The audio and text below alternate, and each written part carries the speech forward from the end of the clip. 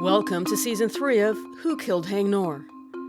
Haing Ngor was the Cambodian-American actor who shot to fame for his role in The Killing Fields. The 1984 film exposed Cambodia's Khmer Rouge for their genocidal years in power. It also serves as a platform for Ngor's ongoing work as a human rights activist and a humanitarian. He split his time between Hollywood and Cambodia. There, he funded humanitarian projects and tried to do business in the country's post-conflict Wild West economy. But Ngor was in over his head, and he found himself on a financial roller coaster. Ngor was shot to death outside his Los Angeles home in 1996. The Los Angeles Police Department pinned the crime on 3 members of an Asian gang. One of those men is a client of the Innocence Center, a California legal nonprofit that seeks the release of wrongfully convicted individuals. I'm collaborating with the Innocence Center on this investigation, especially their researcher, a retired police officer who goes by Frank. Many of the people who knew Ngor never accepted the LAPD version of events, that he was killed in a botched robbery. That's generated some conspiracy theories and created a lingering sense of mystery. I debunked the conspiracy theories in the last season of Who Killed Haing Ngor. I started my journalism career in Cambodia at the same time Ngor was there, and I know the territory extremely well. Ngor and I never actually met. I eliminated some key suspects in the murder, including the Khmer Rouge, the country's autocratic former Prime Minister, Hun Sen, and Ngor's own brother, a prominent player in Cambodia's notoriously dangerous forestry trade. And we learned some things about Ngor. The money issues. Dr. Haing was very good at speaking, at taking care of people, but I think a very bad manager of his personal finances. The addiction to risk. He would, at times, get this expression on his face where he narrowed his eyes and you just knew he was going to try to fool somebody. The death threats. But he said, I don't know how long I last here because there's so many threats against me. I said, why you are here if so many threats? He said, I don't know, but I want to be here. The money made. I think I can remember it was $1 million. The money lost. He got himself a little bit into a conundrum or a pickle when he ended up purchasing a property that he couldn't use. To me, it's overwhelmingly likely that Ngor had untreated PTSD, and it was probably linked to his abrasiveness. Usually, he was warm with Westerners, but he was often quite rude to his fellow Khmers. On top of all that, Ngor lived on the periphery of Cambodia's most powerful circles. We also ended last season with a question. If Ngor was killed in Los Angeles because of work he was doing in Cambodia, then who would have the capacity to do that? To me, the answer is a transnational organized criminal group, the Mafia, or as they're known in Asia, triads. That's what we're diving into with Season 3, Ngor's staggering proximity to Asian organized crime figures, just as his business deals were going sour and he found himself in debt. Last season, I also promised listeners a confrontation. That's still on my agenda. My name is Patricia Nunan, and this is Who Killed Haing Ngor.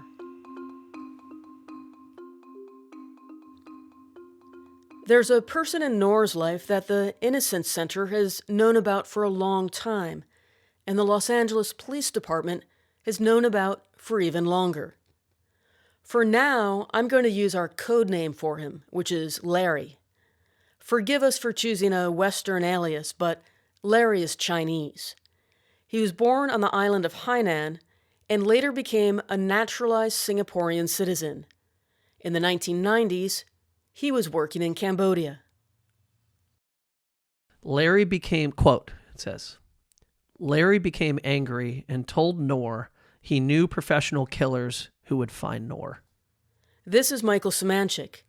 He's the executive director of the Innocence Center. We met him in the crime scene episode last season. His client is Jason Chan, who was convicted of being the trigger man in Ngor's murder. His two friends, Indra Lim and Tak Sun Tan, were convicted as accomplices.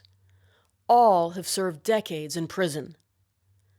Szymanczyk is the one who connected me with Frank, the Innocence Center researcher with whom I've worked at length. We're all confident that Jason Chan and his friends were wrongfully convicted. A big part of why we're so convinced is everything that the Los Angeles Police Department ignored about Larry. This is information that Ngor's secretary, who was also his girlfriend, shared with LAPD detectives in 1996 in an interview after the murder. And it's an angle they apparently never chose to investigate. First, I want to give a lot of credit to Frank. He worked out a lot of this material before I became involved in the investigation. He's a retired police officer with years of experience dealing with Asian gangs in Southern California. I would include his voice in the podcast if I could, but he'd rather stay behind the scenes. But you should know that when Frank and I get on the phone to talk about some of these details, the calls last hours. Honestly, our record is about 3 hours long. Here's what you need to know. In 1994 or 1995, Ngor acquired a license to open a bank in Cambodia's capital, Phnom Penh. He did not have a building for the bank. He just had the piece of paper. These were still Cambodia's boomtown years after the United Nations peacekeeping mission, and as I've said many times, it was the Wild West. I was living there at the time, and I remember it. Suddenly, there was an absolute explosion in new banks. Ngor and Larry may have had a couple of different business ventures, but the bank license is significant. Here's Szymanczyk. But there was one in particular from the original investigation that stood out to us, and that's that Haing Ngor had sold a banking license to this individual named Larry. And the banking license was sold for the amount of $20,000. That's at least what the LAPD reports say. And we also know that sometime later, after the sale had become complete and the money had changed hands and Haing Ngor had been paid, Larry wanted his money back. The issue of banks in 1990s Cambodia is a huge topic. I'm diving into the nitty-gritty in an upcoming episode. For now, what you need to know is too many people held licenses to open a bank without proof they had the assets required to sustain one. That could turn the entire banking sector into a house of cards for this brand new government in a post-conflict country that had only recently been midwifed by the international community. Cambodia's international donors were still covering the bills for about 40% of the national budget at the time, so they made it clear the government needed to act. The National Bank of Cambodia was the licensing body. They started a review. First, they froze the issuing of any new bank licenses. People who held bank licenses would have to prove they had the $2.5 million in assets as stipulated by a 1992 law. Those who could not would have their licenses revoked. Ngor decided to sell his license. We don't have a written record as to why, but we know his finances were kind of a mess. My assumption is he simply didn't have those types of assets, $5.3 million in today's terms. To sell it, he needed to change the name on the banking license. Presumably the new name would be Larry's or one of his associates. Much of this information comes from Ngor's secretary, who is also his girlfriend. She's the one who borrowed money for Ngor in her name that Ngor's friend Cece told us about last season. If you haven't heard it, listen to the Old Friends episode. Ngor's secretary told police that Larry represented a Singapore group. will be coming back to them. To change the name on the license, Ngor had to bribe someone within the government, most likely within the national bank. But it didn't work. Ngor did not manage to get the name on the license changed before the deadline. He had sold that license to Larry for $20,000 then, which is $42,500 today. Suddenly, it was a worthless piece of paper. When Larry asked for his money back beyond that time frame, Haing Ngor said, "No, I don't have the money and I'm not going to give it back to you." And we know from the LAPD reports that Larry said he knew some people that he could hire to kill Haing Ngor, and that was a possibility. And so, that's kind of where it was left off in the LAPD reports. They didn't do any additional investigation, but so that's kind of what we were left with. So Ngor immediately goes into hiding in Phnom Penh. He's staying with his girlfriend/secretary. He's changing hotels. Yeah, I remember at the time when Haing Ngor was killed, there were a number of people who were insistent that it was business related, that he had real problems with business in Cambodia. That was perfectly plausible to me. This is Nate Thayer. He was the Cambodia correspondent for the Far Eastern Economic Review, or FEAR. Frank interviewed him in 2018. He was friendly with Ngor since the late 1980s. But if you fuck with people's money, that's how you get killed in Cambodia. Is you fuck with people's money, then you end up dead.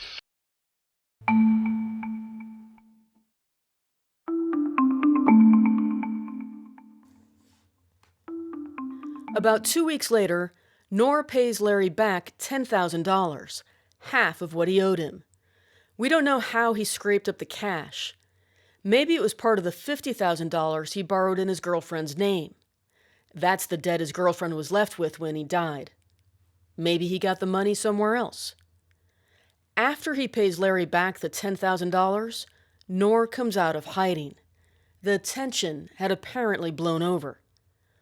All of that went down between October and November 1995. About 3 months later, on February 25th, 1996, Ngor was killed. He was shot to death in his building's carport in LA's Chinatown district. He was still seated behind the wheel of his car. If you haven't heard it, go back to Season 2 and listen to the crime scene episode.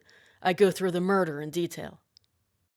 So, in fairness to the LAPD, I mean, that's obviously a lead, but Larry's in Southeast Asia. So what would have been, from the point of view of a lawyer, what would have been the best course of action the LAPD could have taken to look into that particular threat?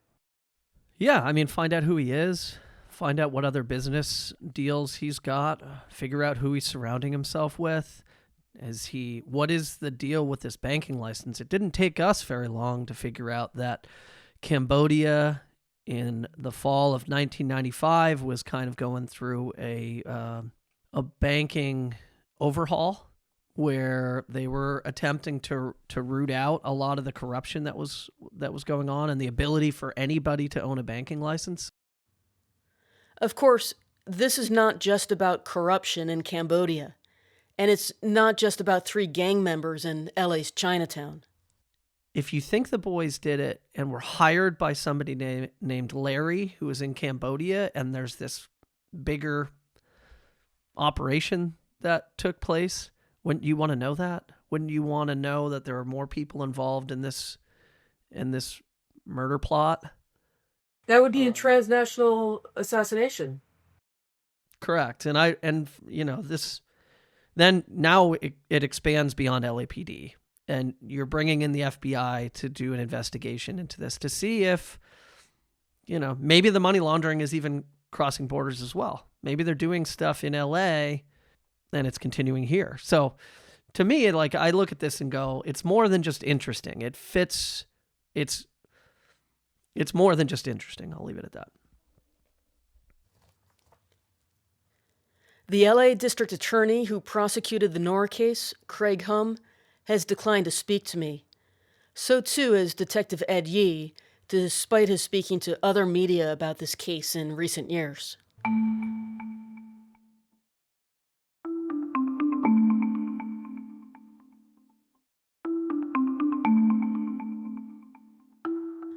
Haing Ngor's niece, Sophia, was in Cambodia the night Ngor was killed. She was then in her 20s. Ngor had adopted her when she was a child, and they were refugees leaving Cambodia.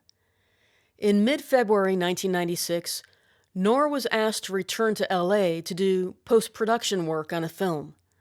Sophia spoke with him once on the phone. Later, when she tried to reach him again, he wasn't answering. Worried, Sophia called a neighbor who told her the horrible news.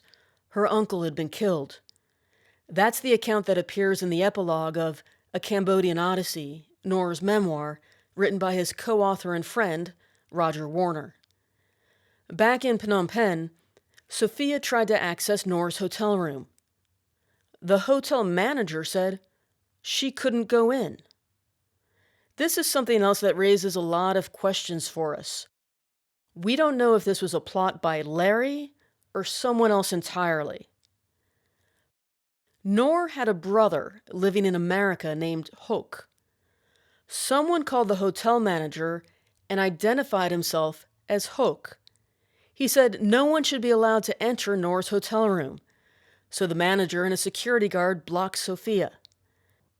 Weeks later in the U.S., Sophia confronted her Uncle Hoke. He denied making the call. If Hoke didn't make the call, was that Larry? Or was that somebody else? Sophia is someone that Samanchik, Frank, and I would like to speak to on the record. I reached out to her when I began this project, but she never responded to my messages. We need help from Sophia to establish an exact timeline. Ngor was killed around 8 p.m. on a Sunday in Los Angeles, which was 11 a.m. Monday in Cambodia. It's possible the murder would have made local LA news within hours that same night.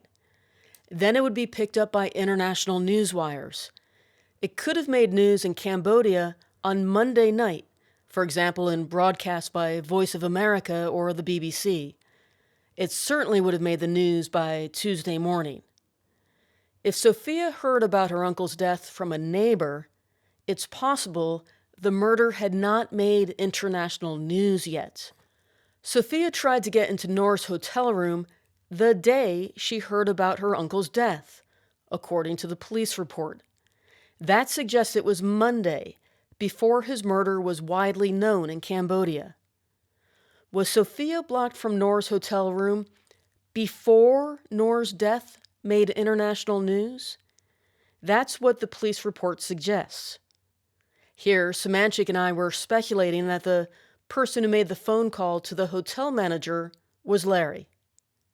Now, what I think is very interesting and worth additional investigation, and what would have been important to investigate back in 1996, is how did he find out? How did he find out that Haing Ngor died? Right? That's the most important thing, is if he didn't hear it from Sophia, and it sounds like he didn't hear it from Haing Ngor's brother or relative, who did he hear it from? And how did he know before the call came to the manager who went to the room, and he already knew at that point? Uncle Hoke did not call the hotel. So who did? Larry? Someone else? Since Sophia was blocked from entering, that also strongly suggests someone got into the room first. Why? Is there something they were looking for?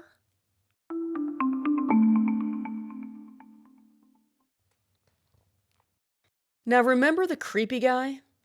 Again, if you haven't listened to the crime scene episode, it's worthwhile. Police were still on the scene after Ngor was gunned down when a strange Asian man showed up at Ngor's building. He went from door to door, knocking and asking people if his mother lived there. Ngor's neighbors told police they found it odd. Even more strange, he skipped Ngor's apartment. Was that stranger the person who called the hotel manager? If he was connected to Larry, is that how he knew Ngor was dead? So, one theory is he knew because he ordered it, and he confirmed with his professional killers that Haing Ngor, in fact, was killed that night. He then took whatever materials he needed from the room, and off he went.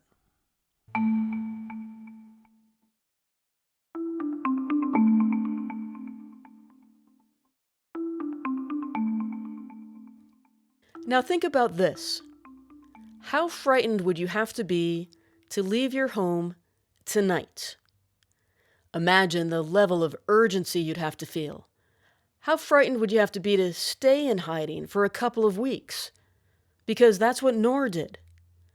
When the bank license deal fell through and Larry said, "I know professional killers," Ngor took that very, very seriously. So what did Ngor know about Larry? Was Larry in a triad? If so, which one? The question I was soon asking myself, is there a triad with a track record of killing people in the United States? Yes, there is. That's when I discovered Henry Liu. So I guess my first question would be, how would you characterize the Bamboo Union as an organization? So something like a mafia. That's coming up in our next series of episodes. My name is Patricia Nunan, and this is Who Killed Haing Ngor. If you knew Haing Ngor and would like to contribute, please get in touch. If you have information that you think could be useful to the investigation, please get in touch. You can find me at whoKilledHaingNgor@gmail.com. I'm on Telegram as MP Nunan. If you'd like to support the investigation, there's a donation button on the webpage, whokilledhangnor.com. Thank you for listening.